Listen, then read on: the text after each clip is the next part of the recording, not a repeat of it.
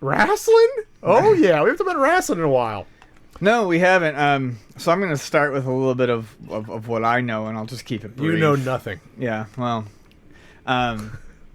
So, I mean, this is a little bit past due, but I just want to touch a little bit on the fact that the trifecta of people that they really wanted to pull into NXT is finally all there. We have Kenta, we have Fuck Yourself, so we have Kenta, we have Prince Devitt, and we have Kevin Steen, which is... I saw Steen debut on NXT TakeOver. Yeah, Our Evolution. So, Evolution, yeah. What do they call him? Hideo Itami, Itami. Finn Balor, and Kevin Owens.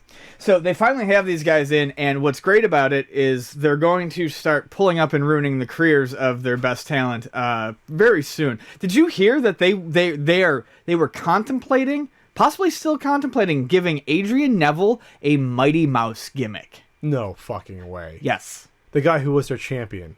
Who is their champion? Great wrestler. Who is yeah, not the best that they've got right now, but definitely a very great wrestler. His finishing move is a twisting corkscrew 360 fucking shooting star press that is unbelievable. Believe me, it's insane. I can't. It's called the Red Arrow. You have to. You have to see it because I don't know if any wrestler's ever done it. It's absolutely insane. I'm pretty sure it's been done not as cleanly as he regularly pulls it off. It's insane. So most wrestlers have problem doing a shooting star press. No, it's definitely. My thing is when I say that he's not the best, that's not an insult. That means they are bottom heavy, packed with talent. Sure. And they are going to fucking start pulling these guys up and ruining them. Anyway, so like we've lost like Tyson Kidd is now wrestling on the main roster. Tyson Kidd's doing well. He's fucking awesome. I love that guy. His character's great. He's a smarmy. He's great because like whenever he's with Natalia wins, he'll like go in front of her and like hog the camera. Yeah. It's fucking great. Our Evolution, in my opinion, which was the pay-per-view that Owens debuted at, where Zayn won his title, was probably the best pay-per-view style event I've seen in many, many years. Many years. Okay. Many years. I mean, there were a couple of matches on the card that were but where it counted, it was fantastic. When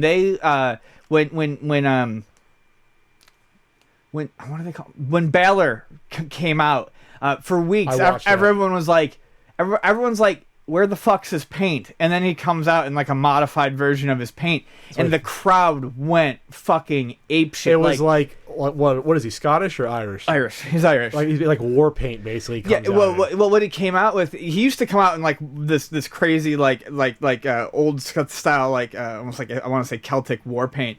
His new paint for the WWE for NXT is he basically has fangs down his chin and right here, so when he lifts his head up like this, it looks like he's a giant mouth. And I mean, it was cool. It was cool. That was a highlight, you know. I mean, but what was great is seeing all these people in the crowd lose their shit for it, not because it was a cool entrance, but because they know their stuff. There's such a divide between the NXT crowd and the WWE crowd. I feel like it's insane. The people who watch NXT, they know these guys. They know the moves. Every time, and he hasn't pulled it off yet, but every time Kenta goes for a GTS, people go fucking insane. Just putting the guy on the shoulder. I saw that. I did watch that. And match. He did it again recently. But they still haven't let him use it. And the thing is with CM Punk not being with the company anymore, and the fact that, well, fucking A, Kenta invented the move, I mean, I'm hoping he gets it back, because that's a vicious move when he pulls it off. Of course he's going to let him do it. Yeah. Well, but whether or not they allow him to go to the main roster and then use it, you get a following, plus he does that running knee that Brian uses as well. Yeah.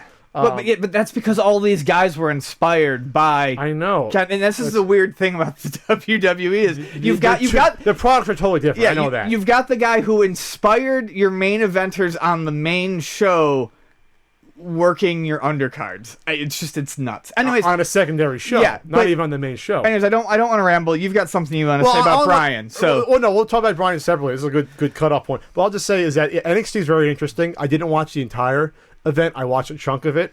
I watched the Ascension tag team match. Was their send off. The Ascension just premiered on Raw. I'm iffy on them. I think it's a little bit too old school. It's a little bit too. It's LOD. It's a little bit too on the nose. A little bit too acolytes for me. It is. It's a little bit too much. They are good wrestlers. Yeah, they actually had their official send off this past Thursday. They put over Balor and Itami again. Again, they put them over? Because Itami and Balor are splitting as a tag to go work singles careers. Good. So they let them get one more good win. I do like the Ascension as big power tag team wrestlers. They actually, if you work them in a 10-minute match, they don't gas and they stay interesting. The problem is that the WWE doesn't have any other big power, I guess, tag teams to go up against. So they're going to have to... I'm not a big... other teams are going to have to learn how to work them. Yes. For a long match. Like, will the Usos be able to work with them and have it be an entertaining 20-minute match on pay-per-view? I don't know. But I did see the Finn Balor, right? Yeah. Or Baylor. Yeah. And I will say, while the intro was cool, it was a little long. It went on a while, and he will not be allowed to do that if he gets to the main roster with the lights going on and off. He's not gonna get a fucking Undertaker entrance when he's a rookie. No, that's not gonna happen. Vonnie was upset when he came out this past Thursday or 2 Thursdays ago, and he didn't have it. And I said, special. I want to see it. It's gonna be special. I said it's gonna be like a pay-per-view type thing only. I said, and I want to see it come back, but to me, we'll see. It could have just been something where WWE was like, fine, fuck it, throw the fans a bone. They're not leaving us alone about the paint. Give them the paint once. Let him win a match, at a pay-per-view with the paint on, and then he's got to move into his new character. So NXT is fun. I don't think it's never going to mesh with the main shows. No, I mean it's not. They're in a weird spot with that. They're in a very weird spot. How it's 2 different shows. It needs to stay 2 different shows too. I mean, it's a shame that no one will ever see those NXT guys. Like, they'll never blow up like the other guys. It's a shame. The bigger problem is okay, they're wrestling a different type of wrestling in NXT. You pull those guys up from NXT and you put them in WWE.